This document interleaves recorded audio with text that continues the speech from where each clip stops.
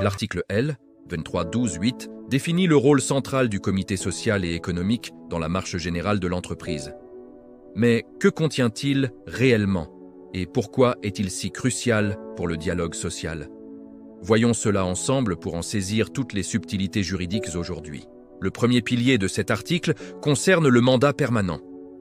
Le CSE n'est pas qu'une instance de passage lors des crises.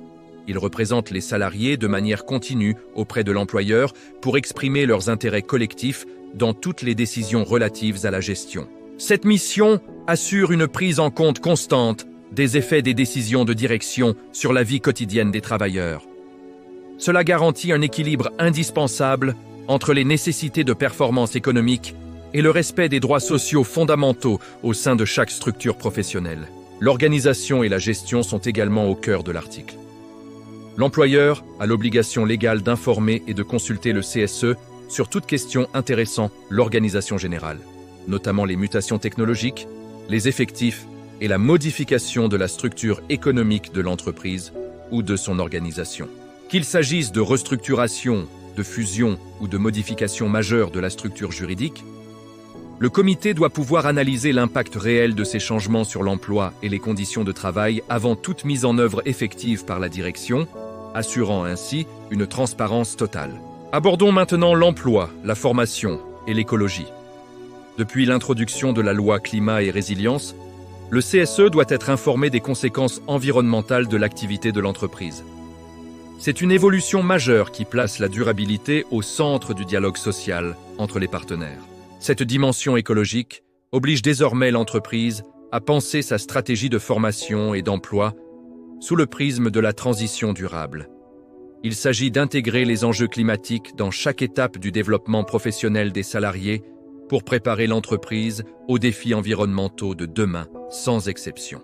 Il ne s'agit plus seulement de gérer le présent technique, mais de co-construire les compétences futures en accord avec les impératifs environnementaux mondiaux. Le CSE devient ainsi un acteur clé et stratégique de la responsabilité sociétale de l'entreprise, veillant à ce que l'écologie soit une réalité concrète. Enfin, la santé, la sécurité et les conditions de travail restent des priorités absolues. L'article L. 23.12.8 impose la consultation du CSE sur l'introduction de toute nouvelle technologie ou tout aménagement important, modifiant de manière significative les conditions de santé ou de sécurité des employés sur leur poste. La prévention des risques professionnels et l'amélioration constante de l'environnement de travail sont des sujets où le dialogue est strictement obligatoire. La technologie doit servir l'humain et ne jamais se faire au détriment de l'intégrité physique ou de la santé mentale des collaborateurs dans l'entreprise. En résumé, le CSE garantit l'équilibre entre besoins économiques et bien-être social. Soyez informés pour un dialogue social constructif et efficace au quotidien. Merci de votre écoute pour cette présentation essentielle de l'article L. 2312.8. À très bientôt pour de nouveaux éclairages juridiques. Propulsez votre avenir avec Synergie RP. Découvrez une nouvelle vision du conseil et de la formation stratégique. Scannez ce QR code dès maintenant pour accéder à nos programmes exclusifs et un accompagnement sur mesure.